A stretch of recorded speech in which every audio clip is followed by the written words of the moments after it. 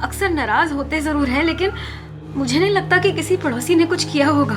और आपका बड़ा बेटा राहुल, उसका क्या? साहब राहुल बहुत सीधा बच्चा था, क्लास में हमेशा टॉप करता है। जितने क्लास में बच्चे सब उसके बहुत अच्छे दोस्त है साहब। वो ऐसे कहीं नहीं जा सकता साहब। हम लोग कोशिश कर रहे हैं, जैसे कुछ पता चलता है इन्फॉर्म कर देंगे आपको। आप भी आपके रिश्तेदारों के कांटेक्ट में रहिएगा। ओके, चलो।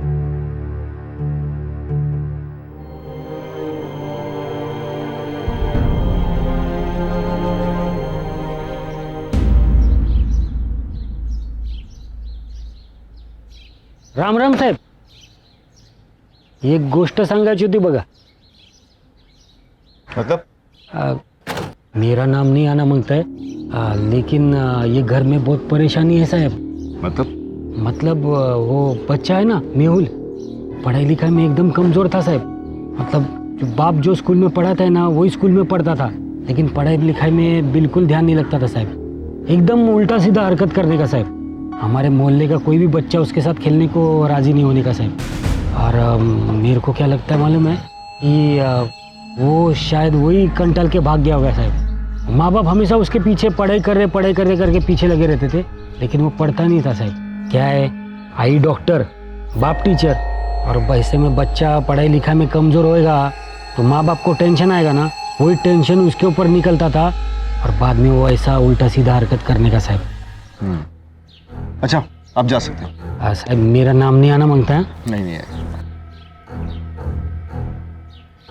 सर एक बात समझ में नहीं आती, ये दोनों बच्चे एक साथ कैसे भाग सकते हैं? और सर गए भी तो गए कहाँ?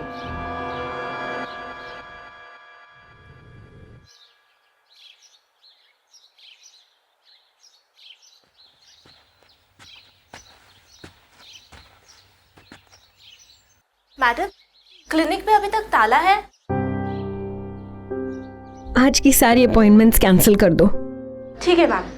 मैम, अपॉइंटमेंट्स क्लिनिक की डायरी में नोट है। आप मुझे चाबियां दे दीजिए, मैं सबको बता देती हूँ।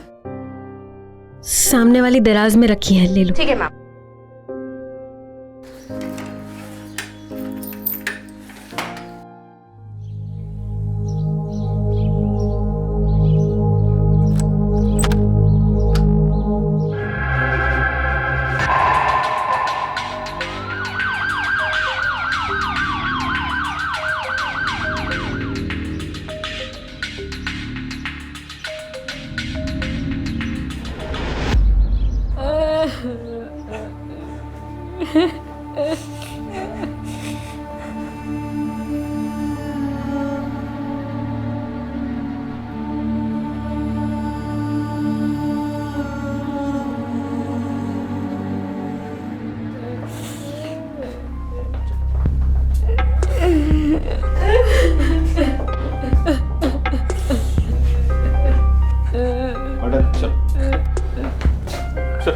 Please madam, please cop Tawde कना प्लीज प्लीज।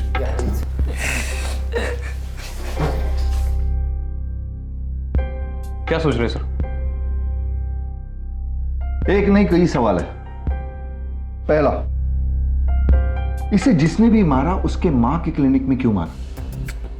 दूसरा, अगर मेहुल की लाश यहां पर है तो बड़ा बेटा राहुल कहां है? ये सब जुड़ा हुआ लग रहा है। कातिल घर में घुसा कैसे, वो बाहर निकला कैसे, राहुल कहां है? ये सब कड़ी अगर मिल जाए तभी मालूम पड़ेगा कि मेहुल के साथ क्या हुआ था। पाठक, तुम एक काम करो, राहुल के स्कूल जाओ, उसके टीचर्स और फ्रेंड के साथ बात करो।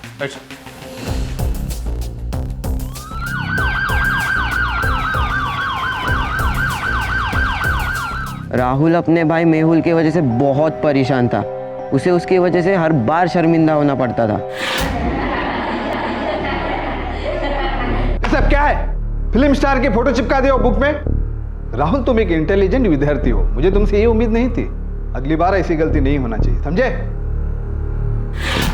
शर्मिंदा होना पड़ता था मतलब बेटा? मतलब मेहुल उसे रोज तंग किया करता था, हर दिन नई शरारत। राहुल, मैंने कहा छोड़ो इसे। इसकी वजह से आज मेरी बहुत इंसल्ट हुई है। इसने मेरे साइंस के प्रोजेक्ट खराब कर दिया, मैथ्स की ओबी के पेजेस फाड़ दिए। आखिर तेरी प्रॉब्लम क्या है? हाँ, तेरी प्रॉब्लम क्या है मुझसे? राहुल, ना खुद पढ़ता है ना मुझे पढ़ने देता है। देखो भाई, या तो मैं एक दिन भाग जाऊंगा या कुछ कर बैठूंगा। तो मेहुल की वजह से राहुल कभी एंजॉय नहीं कर पाता था, ना ही किसी फ्रेंड के बर्थडे पार्टी पर और ना ही कहीं और। पागल है? पागल समझाए मुझे? तुझे 2 घंटे से बैठ के पढ़ा रहा हूँ और तू लगी ना खींच रहा है।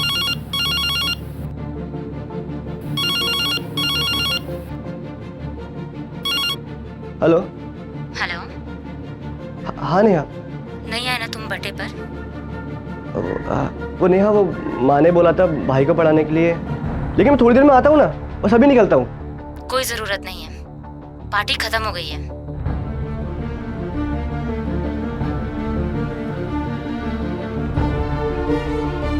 सिबलिंग राइवलरी यानी कि एक ही माता पिता की 2 संतानों के बीच में दुश्मनी अक्सर देखी जा सकती है। राहुल के पेरेंट्स चाहते थे कि उनका छोटा बेटा मेहुल भी राहुल की तरह इंटेलिजेंट बने और उसे समझदार बनाने की जिम्मेदारी डाली गई राहुल पर।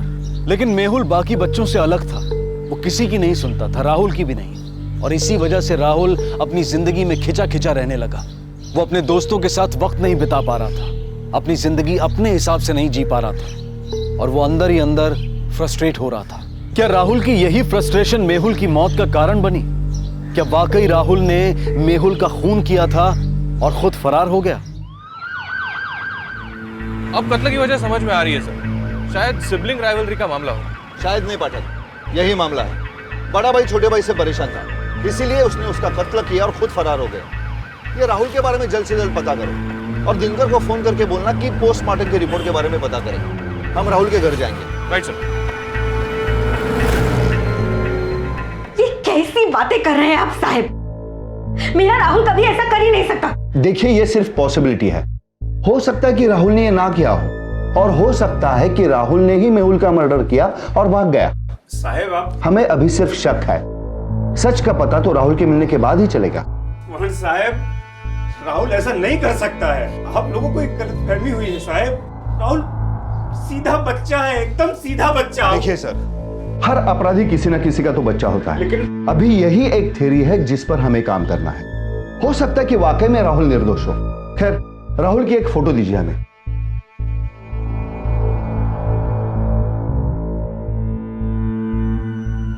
पाठक, ये फोटो सब जगह पे भेज दो, bus stop, railway station, police चौकिया, और मुखबिरों को खबर कर दो कि ध्यान रखे। सर।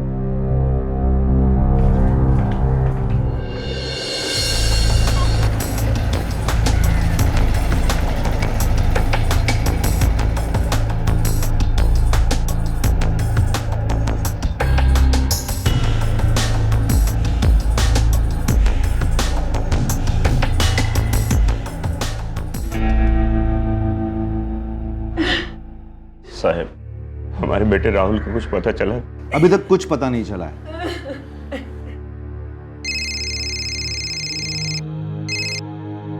हाँ बोला, कहाँ? हम लोग अभी आते हैं। लगता है इस केस ने एक अलग ही मोड़ ले लिया है। अभी चलो हमारे साथ।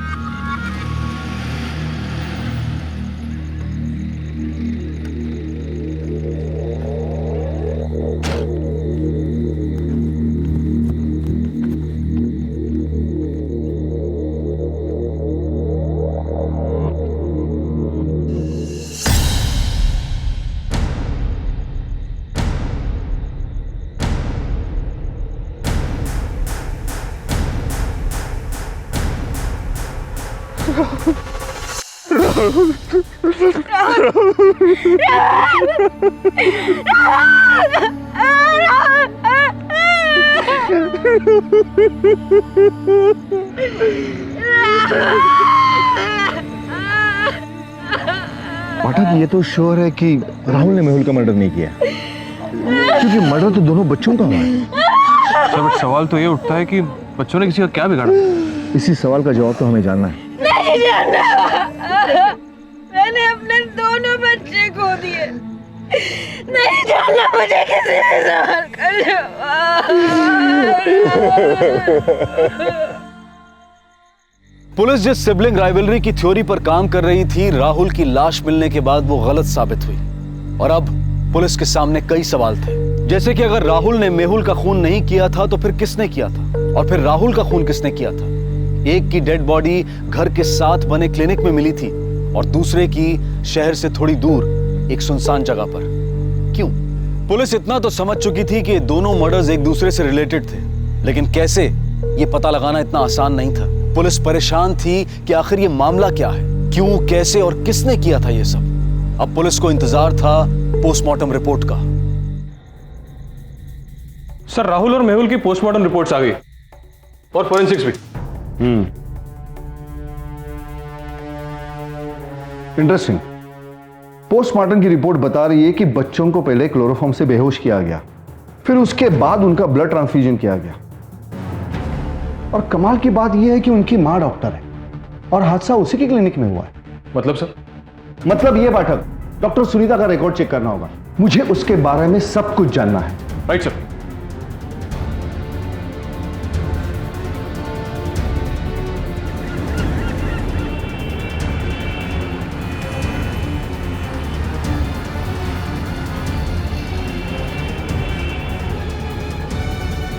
मुझे इस बारे में कोई बात नहीं करनी है।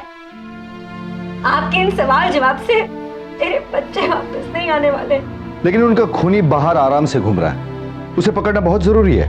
साहब, अब ये सबसे क्या फायदा होगा? हम लोग पहले बहुत परेशान है साहब। राकेश जी, हमारे लिए ये सब जानना बहुत जरूरी है। Please cooperate. आप टेंशन में है, इसीलिए हमने आपको थाने नहीं बुलाया, हम खुद चले आए। सुनीता जी। राहुल पढ़ाई में बहुत इंटेलिजेंट था। मेहुल उसकी बराबरी में इतना समझदार नहीं था, लेकिन हम तो बस यही चाहते थे कि हमारे दोनों बच्चे क्लास में फर्स्ट आए। हर माँ बाप चाहते हैं कि उनके बच्चे सबसे अच्छे हो, इसीलिए आपने मेहुल पे जोर डालना शुरू किया। Am I right? साहब, तो उसमें गलत क्या किया साहब? हम लोगों ने अपने बच्चे के अच्छे के लिए सब माँ बाप करते साहब, उसके भविष्य के लिए हमने अच्छा सोचा साहब। हाँ, आपने कुछ गलत नहीं किया। अच्छा ये बताइए कि आपने क्या क्या कोशिशें की? क्या क्या नहीं किया साहब? उसको वो मेंटल एक्सरसाइज कराया, वो घर का नुस्खा। मेहुल, जड़ी बूटियों का रस निकाला है, गपचूप बस आणि पी जा। आई मला नाही पाहिजे। किती वेळा सांगू तुला? कहा ना पी जा ना। मेहुल बेटा, रुको, दूध पी लो। आई मला नाही पाहिजे। मेहुल बेटा, बादाम वाला दूध है, पी लो। नको, इससे दिमाग तेज होगा, पी लो जल्दी। ऐसा कुछ जो आप लोग भूल रहे हो साहब। हम तो बस भगवान से यही प्रार्थना करते थे कि मेहुल को सद्बुद्धि दे, लेकिन हमें क्या पता था कि वही भगवान हमसे मेहुल को छीन लेगा। सिर्फ भगवान से? क्या इसके लिए किसी तंत्र मंत्र का सहारा नहीं लिया आपने? आपको पता? पुलिस को कब कैसे क्या पता लगता है, ये बात की बात है। बस आप ये बताइए, ऐसा हुआ था या नहीं? हाँ, हम लोग एक निरंजन बाबा के पास गए थे। ओम ह्रीं क्लीं चामुंडाय विच्चे स्वाहा। ओम ह्रीं क्लीं चामुंडाय विच्चे स्वाहा। ये भगवान, अपने बेटे को रोज खिला देना और ये ताबीज उसके गले में बांध देना, जल्द ही उनको समझी आ जाएगी। आई, क्या है ये सब? चुप रहो राहुल, बाबांचा आशीर्वाद आहे। मैं साइंस का स्टूडेंट हूँ और मुझे इन चीजों पर बिल्कुल विश्वास नहीं है। कुछ सवालों के जवाब साइंस के पास भी नहीं होते राहुल। पर आई, पहन लो इसे। आई नहीं। पापा सब ठीक कर देंगे। फिर क्या हुआ? फिर साहब, उस बाबा ने हमें एक और उपाय बताया। ढोंगी, झूठे पाखंडी, बोलता है बच्चों का खून बदल दो। अरे तू कल बोलेगा कि बच्चों का खून कर दो, ऐसा करेंगे क्या हम?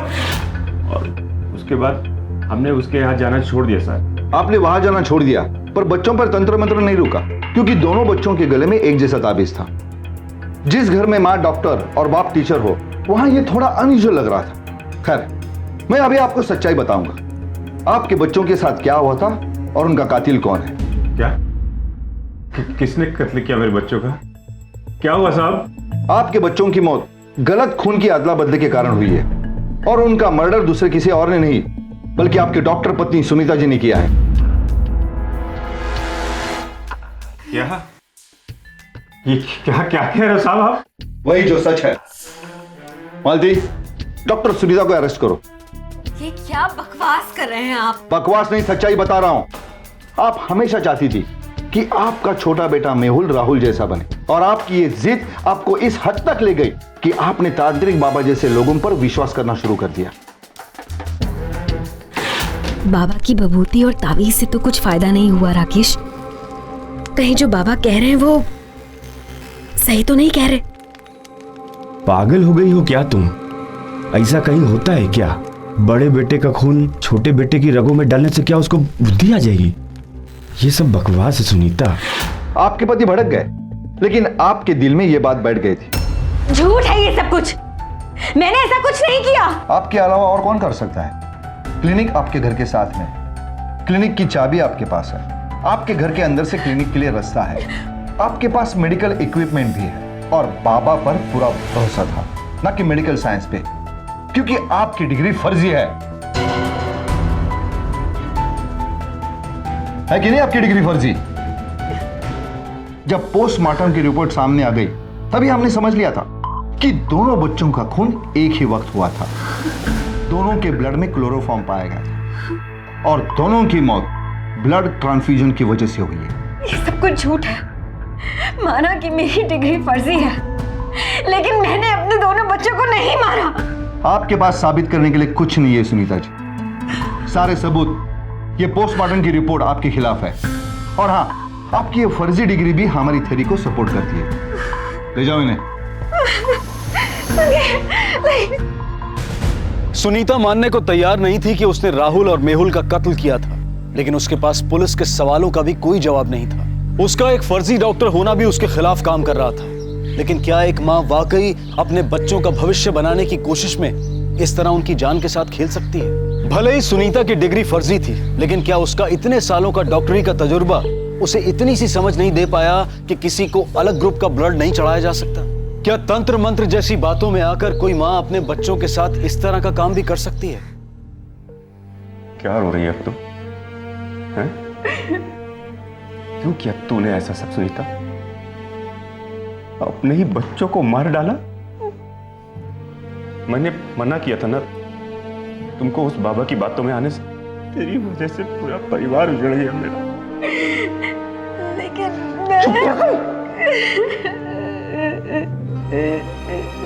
फर्जी डॉक्टर है ना, इसलिए फर्जी बाबा पे भी यकीन आ गया तुझे। तेरी शक्ल नहीं देखना चाहता।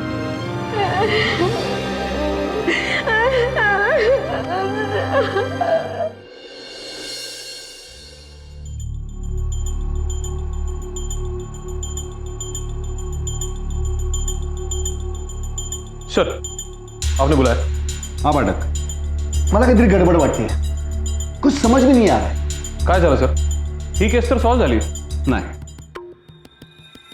जरा सोचो, एक 16 साल का लड़का जिसकी हाइट करीबन 5 फीट 6 इंच है, एक अकेली औरत इतने बड़े बच्चे की लाश उठाकर ठिकाने कैसे लगा सकती है? और घसीटने के निशान भी नहीं है। मुझे कुछ गड़बड़ लग रहा है। बात तो सही है सर, इसका मतलब इस मर्डर में कोई और भी शामिल है।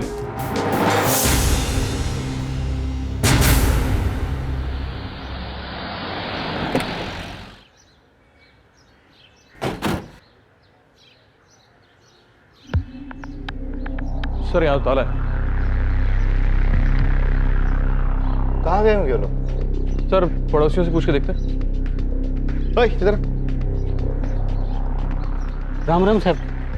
ये घर पे कौन कौन आ?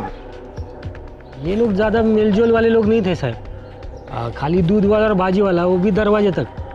दोनों नवरा भाई को लोगों से मिलना जुलना ज़्यादा पसंद नहीं करते थे। हमारी मोहल्ले की औरतें सुनीता भाभी से बातचीत कर लेती थी, राकेश भाव से बात करना थोड़ा मुश्किल था साहब। क्यों? साहब आदमी ने पूरा का पूरा घड़ी था साहब, मतलब सुबह 5 बजे उनके घर की लाइट ऑन हो जाती थी, रात को 10 बजे सो जाते थे।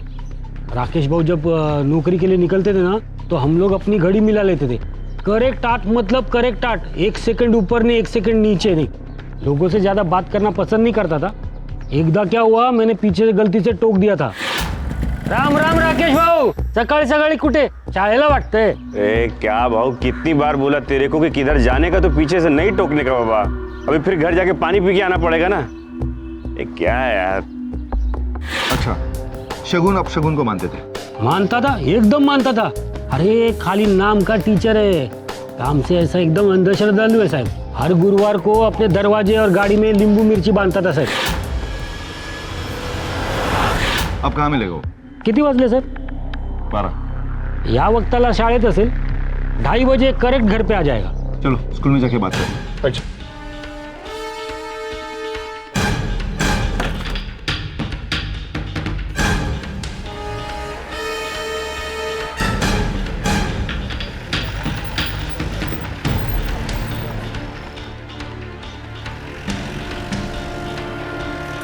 राकेश जी ने तो रेजिग्नेशन दे दिया। पर क्यों? बहुत परेशान थे। आपको तो पता ही होगा कि उनके बच्चे मारे गए थे और उनकी अपनी बीवी ही बच्चों की कातिल निकली। पूरा परिवार उजड़ गया। अब वो शायद इस शहर में रहना नहीं चाहते थे, शायद इसीलिए। और हम भला उन्हें रोक कैसे सकते थे? 1 मिनट, वो परेशान कब से थे?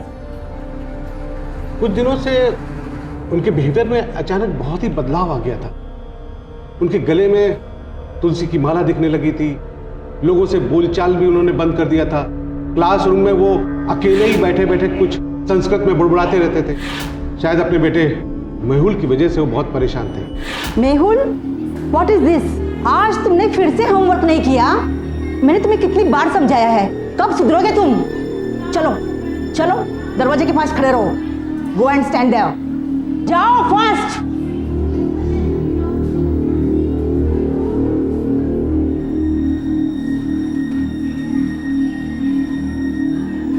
Turn your face to the door.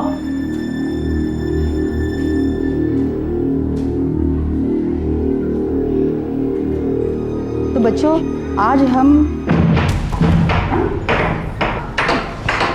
ये क्या कर रहे हो? राहुल, मेहुल, सॉरी, अरे कोई है क्या?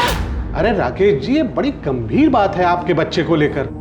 आप तो इतने अच्छे टीचर हैं। सर, इनके खुद के बच्चे को नहीं संभाला जाता तो दूसरे के बच्चे क्या पढ़ाएंगे ये? जब बच्चों को सुधारने का कोई और चारा नहीं बचता तो माँ बाप अक्सर जादू टोने जैसे अंधविश्वासों का सहारा लेने लगते हैं। मुझे लगता है कि उनके साथ भी ऐसा ही हुआ। वो शायद किसी तांत्रिक के चक्कर में पड़ गए थे।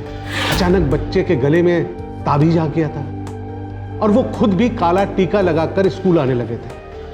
मैंने उनसे बात भी की। राकेश जी, रुकिए रुकिए रुकिए, ये सब क्या है? इसने काला टीका लगाकर स्कूल में नहीं आना चाहिए। उसे बच्चों पर बुरा असर पड़ता है। देखिए राकेश जी, मैं जानता हूं कि आप मेहुल को लेकर बहुत परेशान हैं। मुझे लगता है कि आप मेहुल को किसी को अच्छे डॉक्टर को दिखाना चाहिए, है? इन सब अंधविश्वासों में नहीं पड़ना चाहिए। सर, आजकल सब डॉक्टर फर्जी होते हैं, कुछ नहीं आता सर उन्हें। अब मेहुल की समस्या का हल देवी शक्ति ही करेगी सर। मैं ये सब कुछ नहीं जानता, लेकिन कल से आप एक काला टीका लगाकर स्कूल में नहीं आएंगे, समझे? ये सब बताने के लिए शुक्रिया। पाठक, मुझे लगता है ये केस अभी तक सॉल्व नहीं हुआ है। Thank you.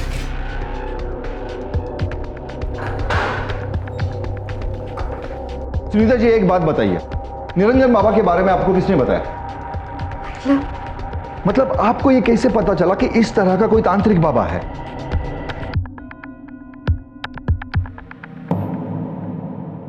सुनीता, सुनीता। हाँ, मैं यहाँ हूँ। ओह, ये देखो, ये बाहर सड़क पे कुछ लोग तांत्रिक बाबा का पर्चा बांट रहे थे। इसमें लिखा है कि वो टोने टोटके से किसी भी तरह की बच्चों की परेशानी ठीक कर सकता है। आज के जमाने में ऐसा होता है क्या? टोने टोटके से बच्चों की परेशानी ठीक होती तो हमारा मेहुल नहीं क्लास में हमेशा फर्स्ट आ जाता? मेरे को तो यकीन ही नहीं होता। क्या राकेश ये जानता था कि आपकी डिग्री फर्जी है? जी हाँ। क्या इस घर के अलावा आपके और भी कोई घर या जायदाद है? जी, शिरोली में एक छोटी सी जमीन है, वहां पर एक कमरा बना हुआ है।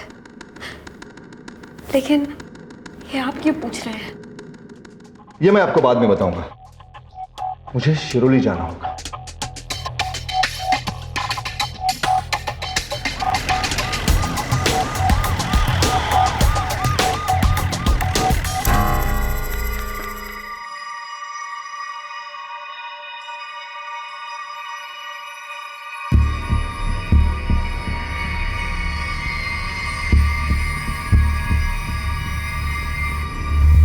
साहब, आप लोग यहाँ चलो, हम तुम्हें तुम्हारी सही जगह ले जाने आए।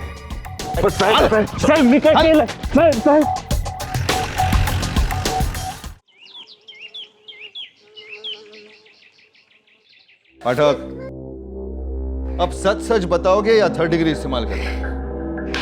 क्यों मारा बच्चों को और कैसे? साहब मला माहिती नहीं साहब, हमको कुछ समझ नहीं आया साहब क्या करने का है।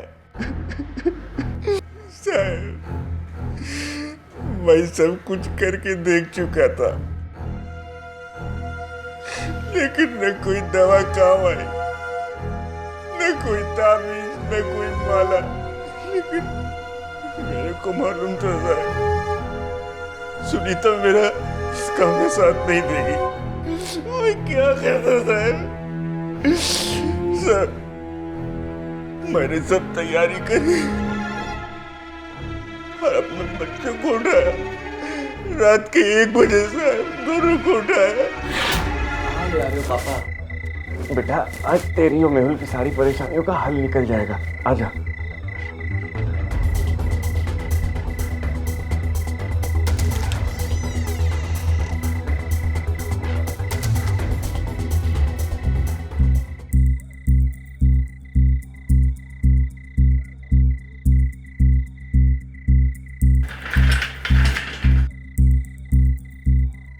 पापा ये क्या कर रहे हैं? बेटा कुछ नहीं, मैं जो कुछ कर रहा हूँ तुम दोनों की भलाई के लिए कर रहा हूँ। यार मेरे को लगा वो तांत्रिक बाबू बराबर बोल रहा है। साहब, बच्चे को ब्लड ट्रांसफ्यूजन करने के अलावा कोई रास्ता नहीं था मेरे पास।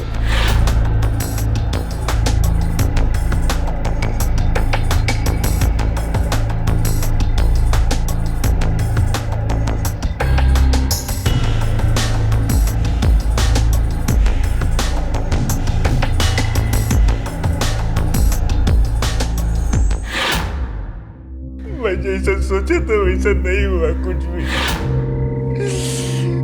दोनों बच्चे उठे ही नहीं साहब, आंख बंद हो गई थी उनकी। मेहुल, मेहुल, मेहुल, मेहुल, मेहुल, मेहुल, मेहुल।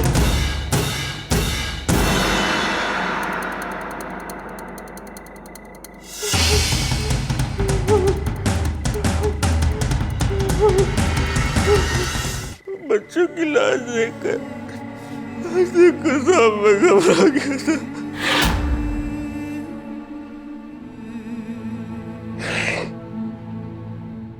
सर, उसके बाद मेरे को लगा कि मैं फंस जाऊंगा, तो मैंने सोचा कि मैं राहुल को गायब कर देता हूं, क्योंकि सारी कॉलोनी जानती थी साहब कि मेरा बेटा राहुल मेहुल से बहुत परेशान रहता था सर। उसके बाद साहब मैंने राहुल को उठा के गाड़ी में डाला।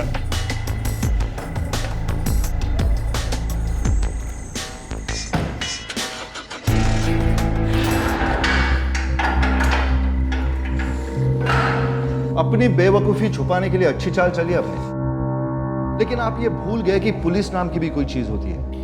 आपको लगा कि आप आसानी से बच जाओगे, लेकिन ये खेल इतना आसान नहीं है। आपका खेल खत्म है मिस्टर राकेश। अब जिंदगी भर इस जेल में सड़ते रहो।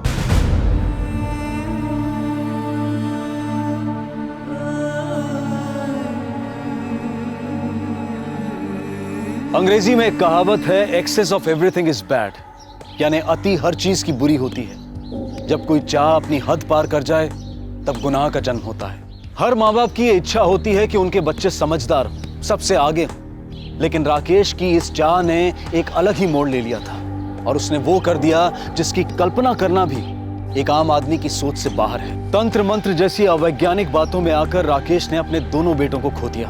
पढ़ाई लिखाई किसी के भी उज्जवल भविष्य के लिए बेहद जरूरी है, पर सोचने वाली बात यह है कि क्या जिंदगी में सफलता का पैमाना सिर्फ एकेडमिक्स है? बच्चों का दिमाग है, प्रेशर कुकर नहीं। आखिर कितना प्रेशर देंगे हम? और शायद ये वो प्रेशर ही था जिसकी वजह से मेहुल बागी हो गया था। न किसी की सुनता था, न किसी को कुछ बोलता था। लेकिन राकेश ये नहीं समझ पाया और उसने वो गलती कर दी जिसकी वजह से उसका पूरा परिवार तबाह हो गया। ये बेहद जरूरी है कि हम अपने बच्चों पर किसी भी तरह का दबाव न डालें, उन्हें अपनी बात प्यार से समझाएं और उनके मन की बात को समझने की कोशिश करें और उन्हें अपने सपनों को पूरा करने का एक मौका दें। अरे क्या कर रहे हो उस्ताद? अरे उस्ताद क्या कर रहे हो? आराम से चलो, नहीं तो साइड में लगाओ, चाय पीते हैं। अरे चुप रहना, तू क्यों चिंता करता है? अरे मेरी चार आंखें, बैठा रहे।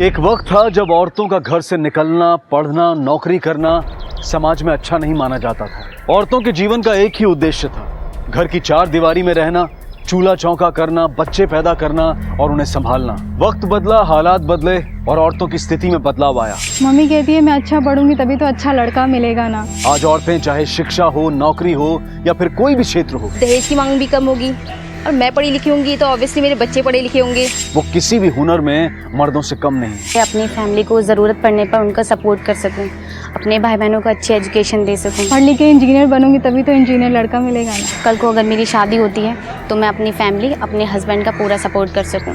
लेकिन आज भी हमारे देश के कई हिस्सों में लड़कियां या तो शिक्षा से दूर हैं या फिर उनकी शिक्षा एक अच्छा वर और घर पाने का जरिया मात्र है। आखिर क्यों? हमारी आज की कहानी एक लड़की कोयल की है जो ऐसे ही माहौल में एक बेहतर जिंदगी जीना चाहती थी।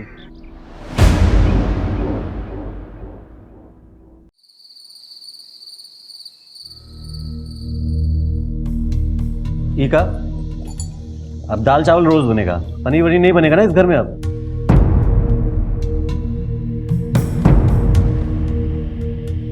रोटी में भी घी नहीं लगाया।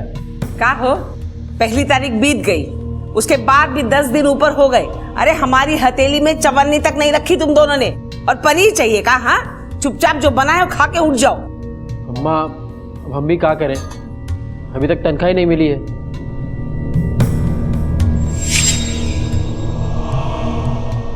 और हम भी कोशिश कर रहे हैं अम्मा, काम मिल जाएगा 2-3 दिन में। आप तो हर रोज सुना देती हैं। अम्मा एक बात कहें? हाँ। हमें कल 5,000 रुपए चाहिए, मिल सकते हैं का? ये लो। अब इनको इतने पैसे कहाँ चाहिए?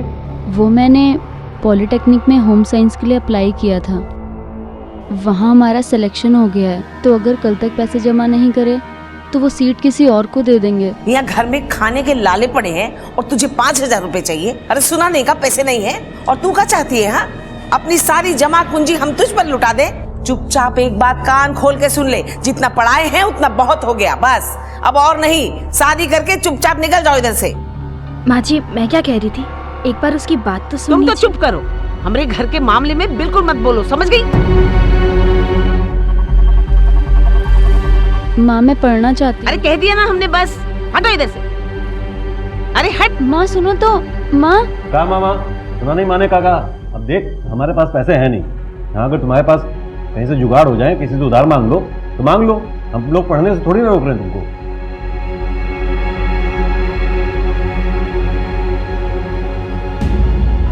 हम तुमको समझाए थे ना, अनु को पैसा मत देना, पर तुम हमारी बात नहीं मानी, उसको पैसा दे दी। तो अच्छा ही है ना, उसमें गलत क्या है? अरे गलत क्या है?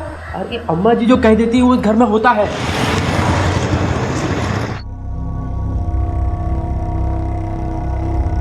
नमस्ते जी। आइए आइए मिश्रा जी, अच्छा हुआ आप आ गए। जरा संभालिए अपनी बेटियों को, उपद्रव मचा के रखा हुआ है घर में। लेकिन हुआ क्या है? अरे हमसे क्या पूछते हो, देख लो ना जाके। हमें तो समझ नहीं आता मिश्रा ने क्या खा के आपकी बेटियों को पैदा किया था।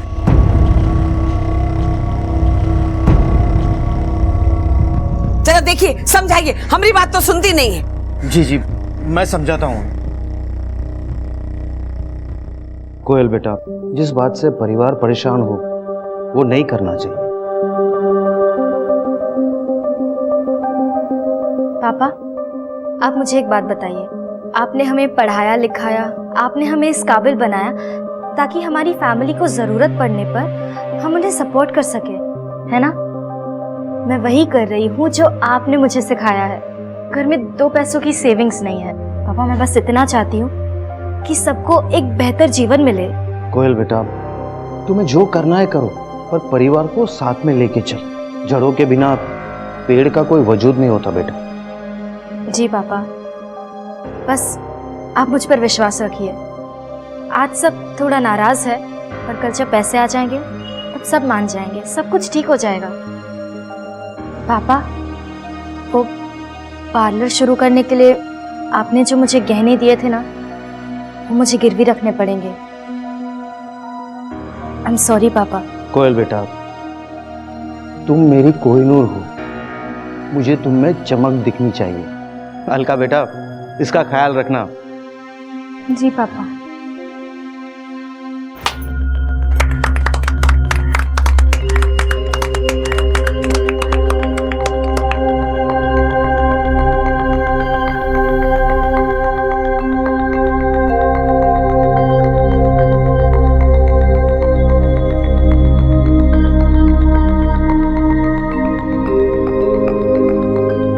क्या हुआ दीदी? आज मेरे जीवन का इतना बड़ा दिन है, अगर घर वाले आ जाते तो। कोई बात नहीं दीदी, हम सब लोग हैं ना आपके साथ। चलिए अब अंदर चलते हैं।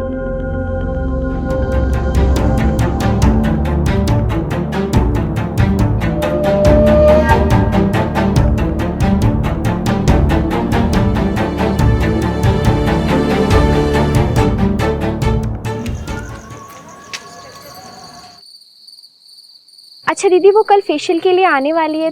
हाँ, वो कल तुम मैनेज कर लो। कल पार्लर तुम खोलना, क्योंकि कल मुझे ब्राइडल के लिए जाना है। अच्छा दीदी, ठीक है।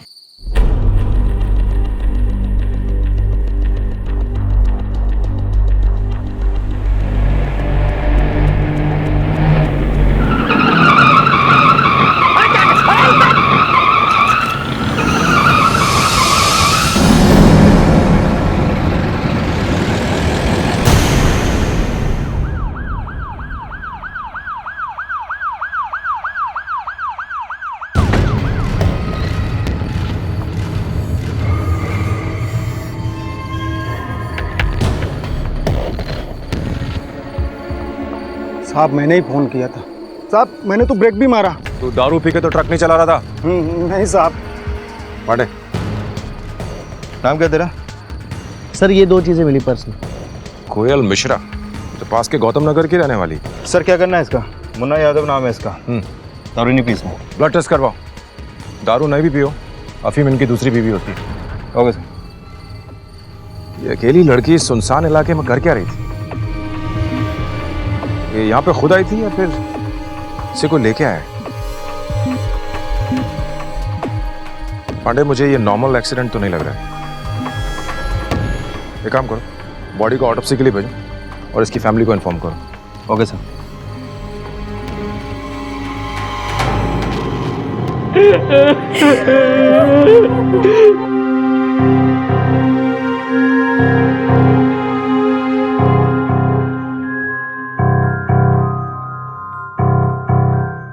मुझे पता नहीं था कि दुनिया की तंग नजरें मेरी बेटी कोयल को मार देगी।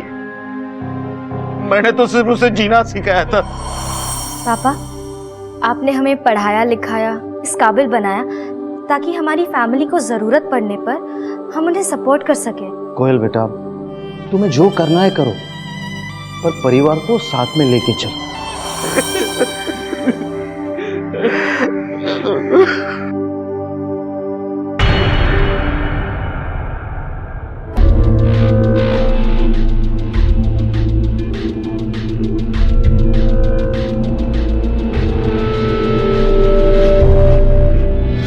राइट इंस्पेक्टर, ये सुसाइड नहीं है।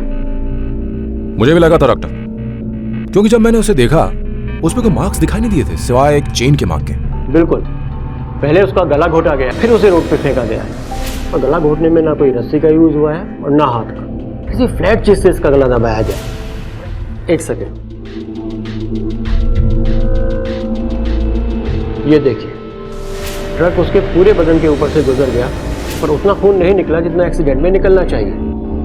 इसकी सिर्फ एक वजह हो सकती है कि मौत काफी पहले हो चुकी थी। एक्सीडेंट हुआ करीब 1 बजे, पर 9 साढ़े 9 तक ये मर चुकी थी। एक बात और इंस्पेक्टर, कुछ मार्क्स और भी मिले हैं जिसे लगता है कि पहले इसका गला दबाया गया है, फिर गले से चेन खींची गई। May be robbery. पांडे, इस लड़की के पर्स में पैसे नहीं मिले ना? नहीं सर। अगर रॉबर्ट चाहता तो ये पैसे और चेन तो वो चाकू की नोक पर उसे धमका कर भी ले सकता था। उसे मर्डर करने का रिस्क उठाने की क्या जरूरत थी? नहीं पांडे, ना तो ये सुसाइड है और ना ही robbery. This is a cold blooded murder. किसी ने इस लड़की का मर्डर किया और उसे उठाकर सड़क पर फेंक दिया ताकि मर्डर एक एक्सीडेंट लगे। पर कौन कर सकता है ये? बापूजी ने हम दोनों बहनों की शादी एक ही घर में की ताकि जरूरत के वक्त हम एक दूसरे के काम आ सके। यही सोचकर हम दोनों ससुराल आए थे। हमारे बापूजी ने हम दोनों बेटियों को बेटों जैसा पाला था, और कोयल तो हमारे घर की नाक थी। उसकी सोच हमेशा से आगे रही। नंदू, इसे अंदर ले जा।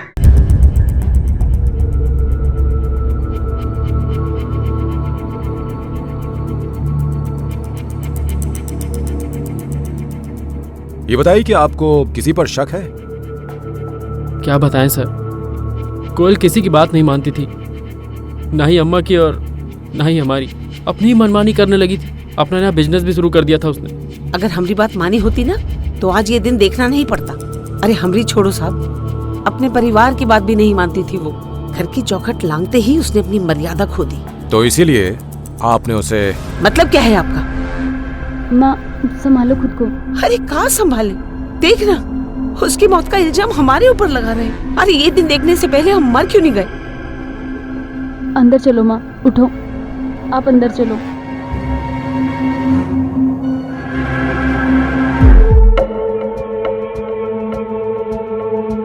हरीश, ये बताइए कि आपने अपनी पत्नी को आखिरी बार कब देखा था? सर, मैं तो सुबह ऑफिस निकल गया था, उसके बाद ही वो घर से गई थी और फिर घर लौटी नहीं। वो घर नहीं लौटी तो आपने उसे ढूंढने की कोशिश नहीं की? सर, उसके आने का कोई फिक्स टाइम नहीं था। किसी शादी वादी में चली जाती थी तो काफी देर रात घर आती थी। कभी कभी तो सुबह के 4 बज जाते थे। इसी वजह से सब लोग उसके बारे में उल्टा सीधा बोलने लगे थे। आपको भी उस पर शक था?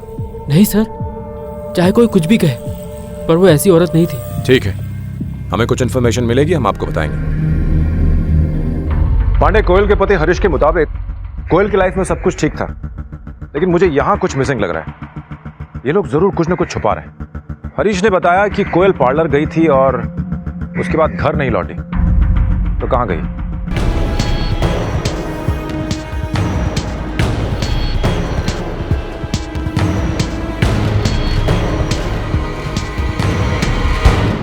जी सर, उस दिन हम दोनों एक साथ ही निकले थे।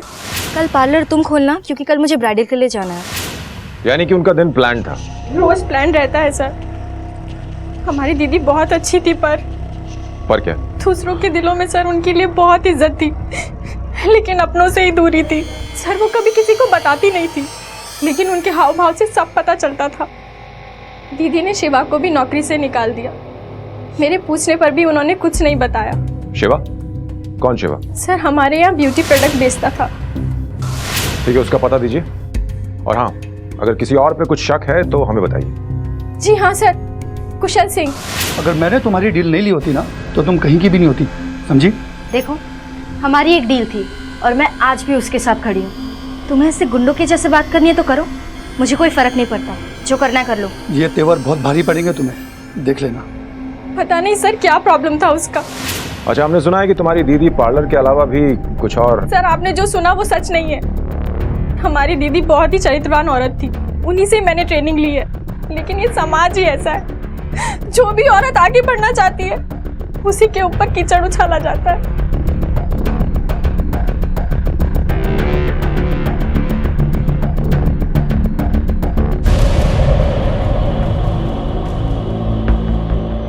तुम्हारी दीदी कल ये ज्वेलरी पहन के गई थी? जी सर। पांडे, एक काम करो, इस फोटो की कॉपीज निकालो और सब ज्वेलर्स में बांट दो और चेक करो कि वहां कोई इसे बेचने तो नहीं है। और हाँ, ये सीसीटीवी की फुटेज निकालो और इस कुशल सिंह को उठा के लाओ। साहब मैंने कुछ भी नहीं किया साहब। सीसीटीवी फुटेज है हमारे पास, साफ दिखाई दे रहा है तू उसे झगड़ रहा है। मैं तो सिर्फ उसे डराने के लिए। डराने गया था? क्यों क्यों? साहब सब बता दो साहब। दरअसल वो दुकान में मैं काफी दिनों से बेचने की कोशिश कर रहा था, लेकिन कोई उसे खरीदने के लिए आता ही नहीं था। फिर एक दिन कोयल मेरे पास आई।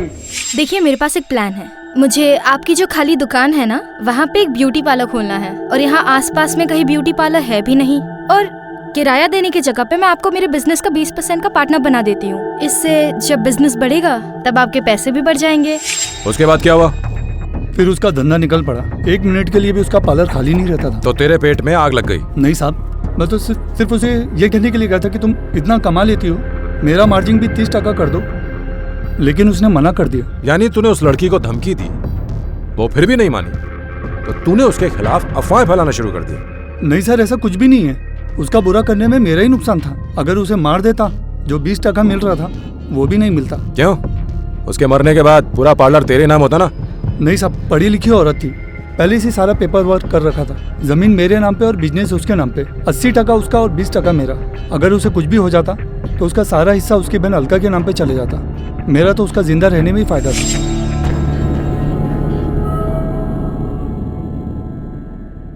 सर, मैंने पार्लर का सीसीटीवी फुटेज दोबारा देखा है, इसमें कुछ और भी मिला है। सर ये देखिए, लगता है सही निकाला है काम से। पांडे, अगर यही वो आदमी है जिसे कोयल ने नौकरी से निकाला था और इन दोनों के बीच इतनी कहासुनी हुई थी, तो ये कुछ भी कर सकता है। एक काम करो, इसे उठाओ। सर।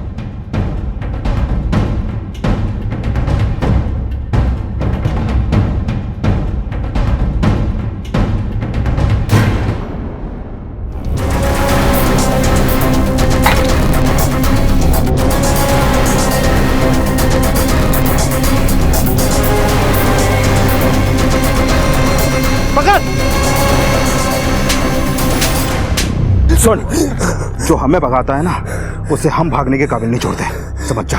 चल।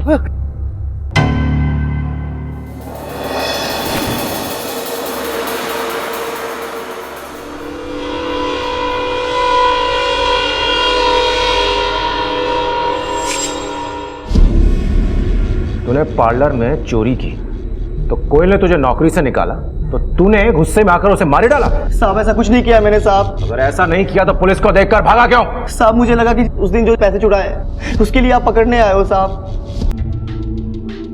इसका मतलब पैसे चुराने के लिए तुझे नौकरी से निकाला गया था? साहब वो भड़क गई थी मुझ पे साहब। भड़क गई थी? क्यों? मेरी गर्लफ्रेंड की वजह से साहब। वो साहब मेरा अनु के साथ चल रहा था,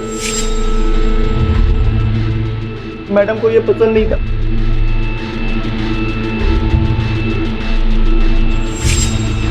उसने बोला कि ब्रेकअप कर लो, और वैसे भी मुझे उसमें इंटरेस्ट नहीं था, मैं मान गया। तो फिर उस दिन तू पी करके वापस क्यों आया था? साहब उस दिन चढ़ी थी और गुस्सा भी था कि मुझे काम से निकाला गया है, इसलिए मैं वहाँ आया था। लेकिन जब वहाँ गया तो उसने बोला कि दुकान और अनु के आसपास भी नजर आया तो पूरे शहर को बता देगी कि मैंने ही वहाँ चोरी की है और मुझे पुलिस के हवाले कर देगी साहब। सर, डॉक्टर व्यास का मैसेज आया है। पोस्टमार्टम की सेकेंडरी रिपोर्ट आ चुकी है, उन्हें कुछ मिला है। ये देखिए इंस्पेक्टर, ये एक फ्रैक्चर है, कुछ महीने पुराना है, अब भर चुका है। इस तरह के इंजरीज को हम डिफेंसिव वुंड्स कहते हैं। उसने किसी अटैक से बचने के लिए अपने हाथ का यूज किया। आपके कहने का मतलब है कि कोयल के ऊपर इससे पहले भी हमला हो चुका है? हो सकता है, पर इस तरह की इंजरीज अक्सर डोमेस्टिक वायलेंस के विक्टिम की बॉडी पे पाई जाती हैं। पांडे, अगर कोयल डोमेस्टिक वायलेंस का वाकई शिकार हो रही थी तो हमें उसकी डिटेल्स चेक करनी पड़ेगी। एक काम करो, तुम आसपास के अस्पतालों में जाओ और वहाँ जाके चेक करो कि क्या कभी कोयल को वहाँ पे ट्रीटमेंट के लिए लाया गया था। और हाँ, पड़ोसियों से जाके पता करो कि उनके घर में आखिर चल क्या रहा। जब दोनों बहुएं शादी करके यहाँ पर आई, उसके घर में तो तमाशा ही तमाशा शुरू हो गया। अरे भाभी रुकिए, ऐसे नहीं, इस आलते में पैर रखिए फिर आगे आइए।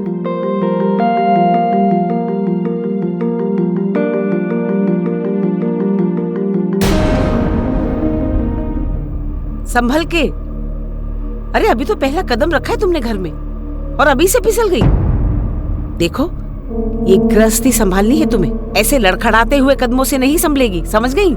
और एक बात और सुन लो, आज से तुम दोनों इस घर में देवरानी जेठानी हो, समझ गई? बहनें नहीं हो।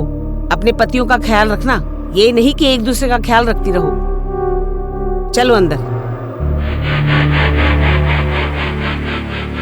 अब हमारी बहू तो हाथ से निकली जा रही है। माँ जी मिठाई खाइए।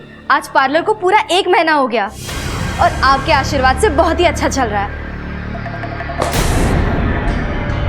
क्या जताना चाहती है? हाँ, हमारे बेटे निठल्ले हैं और तू बहुत सियानी है।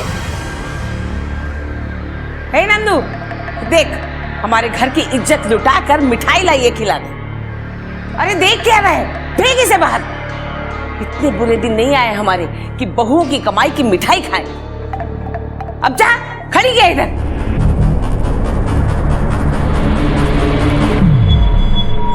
साहब, बीच में तो नया नाटक शुरू हो गया था। फूलमती को गुस्सा आ रहा था कि कोयल का अन्नू के ऊपर गलत असर पड़ रहा है। बार बार कहती थी कि वो उसकी बेटी को बिगाड़ रही है। साहब, कोयल ने ब्यूटी पार्लर क्या खोला, उसके तो परेशानियों के रास्ते ही खुल गए। फूलमती जी को नंदू के जुए के पैसे से कोई आपत्ति नहीं थी, लेकिन कोयल की मेहनत की कमाई से उसे उल्टी हो जाती थी। सब पड़ोसियों के माने तो ये घर जितना साफ सुथरा दिखता है उतना है नहीं। रिश्तों में काफी दुर्गंध फैली है सब। बिल्कुल। अच्छा, तुमने बताया था ना कि इस नंदू को जुए की आदत है। इस जुए की लत ने हस्तिनापुर में तो महाभारत करवाया था। अब इस नंदू ने यहाँ क्या करवाया है, हमें ये देखना पड़ेगा। मैंने क्रॉस चेक किया तो पता चला कि नंदू रोज जुए में 500 से 1000 रुपए तक हारता है। काफी कर्जा है उस पर। सर यहाँ के लोकल हॉस्पिटल से कोयल के कुछ रिकॉर्ड्स मिले हैं।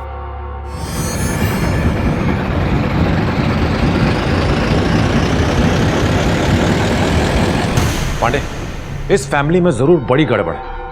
एक काम करो, सबको बुलाओ, सबसे पूछताछ करते हैं। एक लड़की जो अपने परिवार के लिए जीती थी, उन्हें तंगियों और मुश्किलों से बाहर निकालना चाहती थी, एक बेहतर कल देना चाहती थी। पहले उसकी मौत और अब उसके साथ डोमेस्टिक वायलेंस यानी कि घरेलू हिंसा की बात ने पुलिस को हैरान कर दिया। लेकिन अब भी पुलिस के सामने कई चुनौतियां थी, कई सवाल थे और पुलिस पूरी ताकत के साथ जुटी थी इस जुर्म की जड़ें तलाशने में। हरीश, जब हमने तुमसे पहली बार पूछा था तो तुमने बताया था कि तुम्हारी फैमिली में सब कुछ ठीक ठाक है, पर तुम्हारी माँ तो कोयल से नाराज थी। वो चाहती थी ना कि तुम्हारा और कोयल का बच्चा हो। तो फिर ये अबॉर्शन क्यों करवाया? बच्चे को लेकर कोई शक था? देखो हरीश, चुप रहने से काम नहीं चलेगा। हम लोग अच्छी तरह जानते हैं कि तुम और तुम्हारा परिवार मिलकर कोयल को पीटते भी थे। हाँ साहब, एक बार गुस्से में आके मैंने उसको मारा था। साहब, मैं बच्चा चाहता था अपनी माँ को खुश देखने के लिए, पर वो हमारी बात मान ही नहीं रही थी। इसी बात पे हम दोनों की लड़ाई हुई और उसका हाथ टूट गया। लेकिन ये अबॉर्शन क्यों करवाया?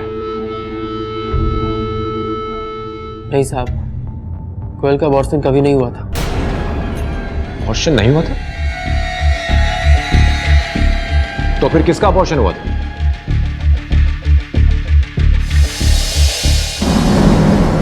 मैं बहुत परेशान थी और कोयल भाभी मेरी सारी प्रॉब्लम्स का सलूशन थी, तो उनसे मिलने में एक दिन पार्लर गई। मैं जानती थी कि शिवा शादीशुदा है और वो सिर्फ तेरे जज्बातों के साथ खेल रहा है, इसलिए मैंने तुझे उससे दूर रहने को कहा था। अच्छा, तुझे अबॉर्शन कराना है ना? हाँ। मैं करा दूंगी, लेकिन इस तरह अपने परिवार से छुपकर नहीं। नहीं भाभी, घर में कुछ मत बताइए, मार देंगे, सिर्फ मुझे मार देंगे। गलती करके उसे छुपाना नहीं चाहिए, बल्कि उसे स्वीकार करके उस गलती को दोबारा दोहराना नहीं चाहिए। भाभी। तो भाभी के कहने पर मैंने घर वालों को सब बता दिया, और जैसा कि मैंने उनसे कहा था ठीक वैसे ही हुआ। बिगाड़ के रख दिया हमारी छोरी को। अरे पहले उनको भर्ती करा दिया पॉलिटेक्निक में, फिर चटक पटक वाली चीजें ला के दे दी। क्या समझा था? हाँ, हमें पता नहीं चलेगा। इससे पहले कि इस घर में कुछ बवाल हो जाए, कुछ ना कुछ करना होगा। ए लड़की, एक बात कान खोल के सुन ले, इस घर के बाहर एक कदम भी अकेले नहीं रखना जब तक तेरी शादी नहीं हो जाती। और तू भी सुन ले, ये सब कुछ तेरा करना धरा है।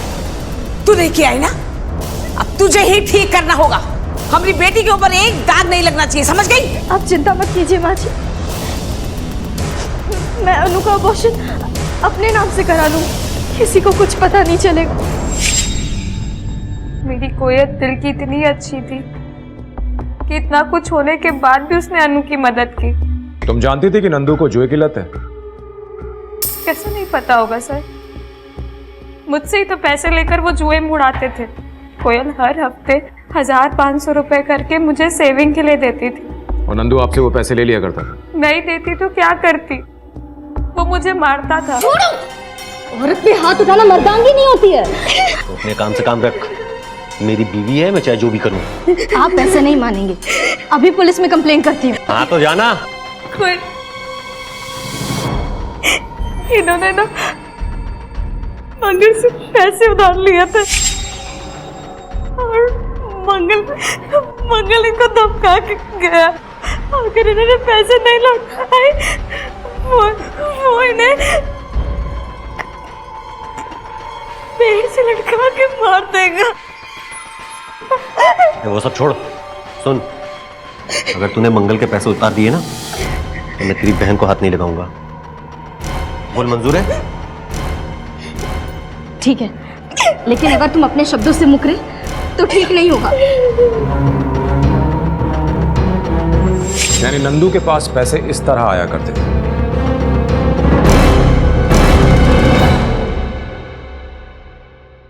सर, मैंने मंगल से पता किया, नंदू को वाकई में मंगल को 60,000 रुपए चुकाने हैं, जो कि उसे पार्लर का सामान बेचने के बाद बड़ी आसानी से मिल सकते हैं। पांडे, कोयल की मौत से अलका के बाद अगर सबसे ज्यादा फायदा किसी को है तो वो है नंदू। सर एक आदमी पकड़ा गया है जो कोयल के चोरी किए गहने बेच रहा था।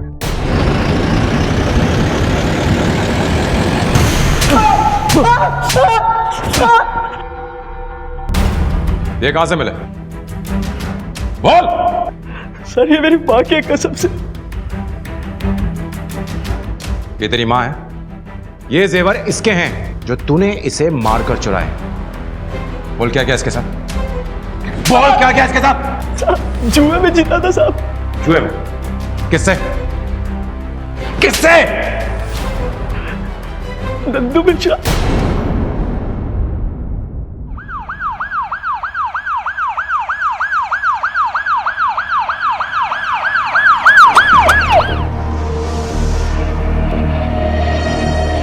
सर, अलका ने बताया था कि मंगल ने इसे पेड़ पे टांग के मारने की धमकी दी थी।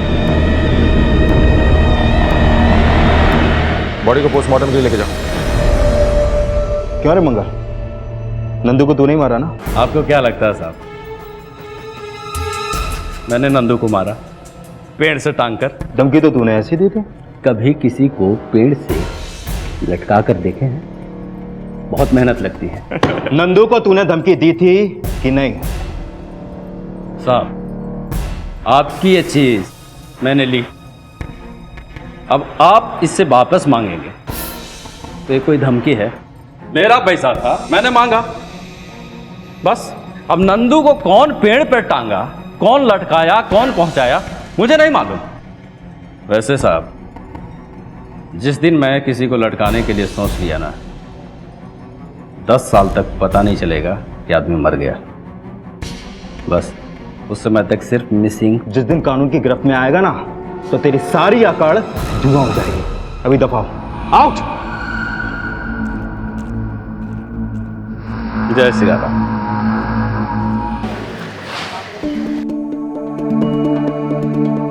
सर, मंगल से कुछ खास पता नहीं चल पाया। नंदू की रिपोर्ट भी नॉर्मल आई है, कोई लीड नहीं। ऑन सेकंड थॉट पांडे, मंगल नंदू को क्यों मारेगा? देखो, नंदू ने जरूर मंगल को बता दिया होगा कि कुछ ही महीनों में वो अलका से कोयल का सारा पैसा लेकर उसे दे देगा तो वो इंतजार करता। वैसे भी नंदू को मारकर उसे पैसे तो मिलने वाले नहीं थे। सर हो ना हो इसमें किसी अपने का ही काम है। राइट। साहब साहब साहब, हमारे परिवार को किसी की नजर लग गई है। पहले मेरी बहू मरी, फिर मेरा बेटा, और अब मेरी बेटी पता नहीं कहाँ चली गई है। सर अनु गायब है और उसके कमरे से चिट्ठी मिली है। अब मिश्रा परिवार की नाक कटेगी। माँ जी जरा ध्यान से सोचिए और बताइए कि आपके परिवार से किसी की कोई दुश्मनी तो नहीं है? दुश्मनी? नहीं साहब, ऐसा तो कुछ भी नहीं है। चेतन, तुम इनके साथ जाओ और साथ ही रहना लगातार। माँ जी आप लोग जाइए, हम देखते हैं। पांडे, इस अनु के फोन को सर्वेलेंस पे डालो और जैसे ही उसका फोन ऑन होता है 1 सेकंड के लिए भी क्यों ना हो उसे ट्रैक करो और लोकेशन पता करो। क्या अन्नू का गायब होना भी नंदू और कोयल की हत्या से जुड़ा था, या फिर कोई था जो इस मौके का फायदा उठा रहा था?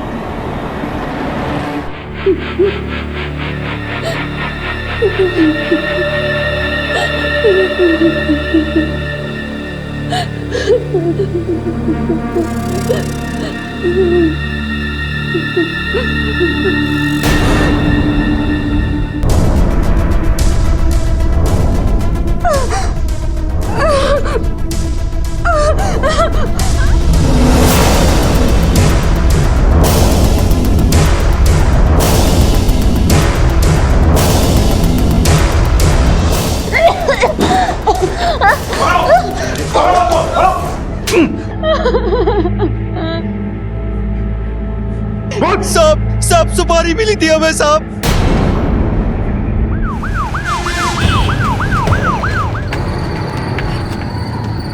रुको। अरे क्या रुको। हुआ? क्या हुआ भाभी? मेरी तबीयत।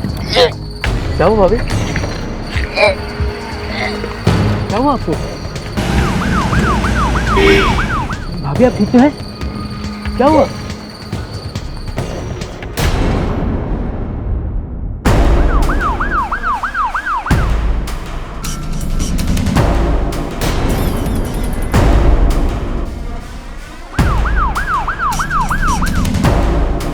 तुम ये क्या कर रहे हो? हाँ?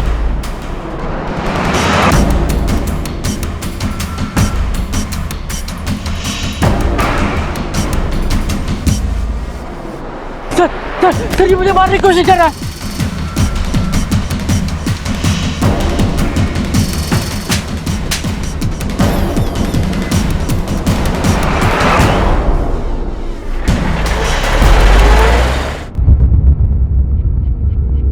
अब एक एक करके अपना गुनाह कबूल करो। मेरी बहन को मारने वाला राक्षस घर पे ही था और मैं इतनी बड़ी बेवकूफ कभी कुछ समझ ही नहीं पाई। पैसा कैसे हो जाएंगे आपके? अरे दीदी हमारी मरी, आपको कैसे पूरे पैसे मिल जाएंगे? हम बता रहे हैं, हम भी उतना ही जोखिम उठाए जितना आप उठाए हो। अब कौन कितना जोखिम उठाया है ना, इसका फैसला हम बाद में करेंगे। मेरी कोयल को नंदू और हरीश ने मारा था।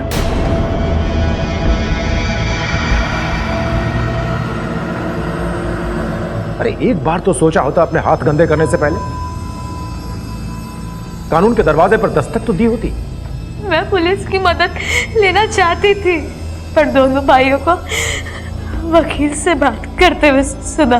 मैं इस केस को ऐसे घुमाऊंगा कि तुम दोनों को जेल ना जाना पड़े। चाचा जी हमने मर्डर किया है। अरे तो क्या हुआ, मैं इस मर्डर को एक्सीडेंट में बदल दूंगा। कोई गवाह आ गया तो? अरे गवाह ववाह की छोड़ो, मुझ पर छोड़ो ना। मुझे कुछ समझ में नहीं आ रहा था कि मैं क्या करूं, इसलिए मैंने सूरज को फोन किया और उसने बताया कि मंगल अभी थोड़ी देर पहले नंदू को धमकी देकर गया है। फिर हमने सोचा कि अगर मैं नंदू को वैसे ही मार दूं तो किसी को हम पर शक नहीं होगा। लेकिन अनु क्यों? उसने तो कुछ नहीं बिगाड़ा था तुम्हारा। कुछ नहीं बिगाड़ा था सर, अनु ने ही सारी अफवाहें फैलाई थी। कोयल दीदी ने उसके लिए क्या कुछ नहीं किया और उसके बदले उसे क्या मिला? धोखा, बदनामी, विश्वासघात। अनु के अबॉर्शन के लिए कोयल ने अपनी परवाह तक नहीं की, लेकिन जब माई ने उसका घर से निकलना बंद करवा दिया।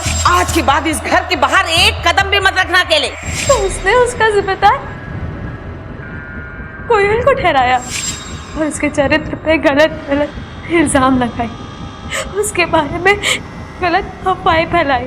अब देखो मैं आपका कैसे तमाशा बनाती हूँ, हर आदमी के साथ आपको जोड़ूंगी। और मुझसे ये चीज बर्दाश्त नहीं हुई, इसीलिए मैंने अन्नू को भी उठवा लिया। अगर तुम दोनों भाइयों ने इस अपराध की शुरुआत नहीं की होती तो आज इतनी सारी जिंदगियां खत्म नहीं होती।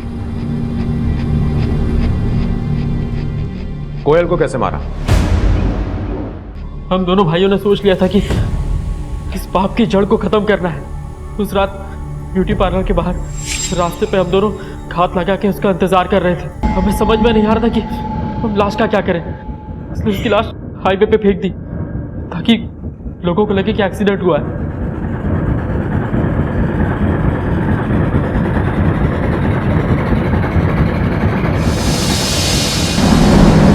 सर, उस बदचलन औरत को तो यही सजा मिलनी चाहिए थी। देख रोज, मैंने अपने कानों से सुना कोयल नंदू भैया से कह रही थी कि अगर मुझे खुश रखोगे तो पैसे मिलेंगे। जीते जीते उसकी इज्जत की नहीं, मरने के बाद तो उसकी इज्जत मत उतारो।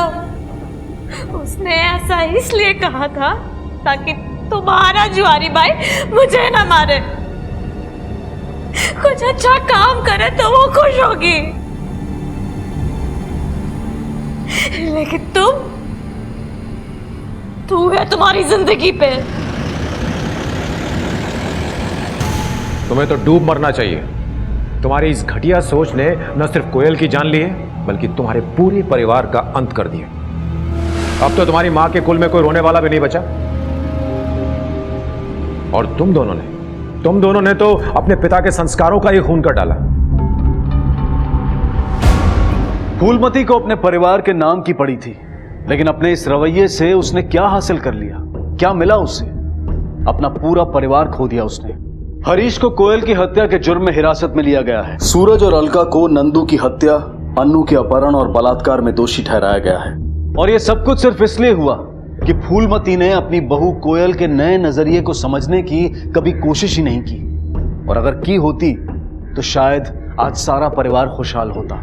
ये केस हमारे समाज में फैले उस दोहरे नजरिए को दर्शाता है, जहां हम अपनी बेटियों को, अपनी बहनों को पढ़ाते तो हैं, लेकिन जब बारी बहुओं को आजादी देने की होती है तो हम पीछे हट जाते हैं। क्या हम वाकई औरतों को अपने समाज की तरक्की का भागीदार बनाना चाहते हैं? क्या हम वाकई उनकी सोच, उनके जीवन का सम्मान करते हैं? वक्त आ गया है कि हम एक बार फिर अपने अंदर झांक कर देखें और ये तय करें कि औरतों के प्रति हमारा नजरिया कहीं आज भी तंग तो नहीं है। हम रोजमर्रा की जिंदगी में औरतों को जिस तरह से देखते हैं वो कितना सही है और कितना गलत है। याद रखें, हमारी महिलाएं हमारे लिए शर्म नहीं बल्कि हमारी शान है। इसी विचार के साथ अब मैं अनूप सोनी आपसे विदा लेता हूं। फिर मुलाकात होगी अगले एपिसोड में और खुलासा करेंगे एक और जुर्म का।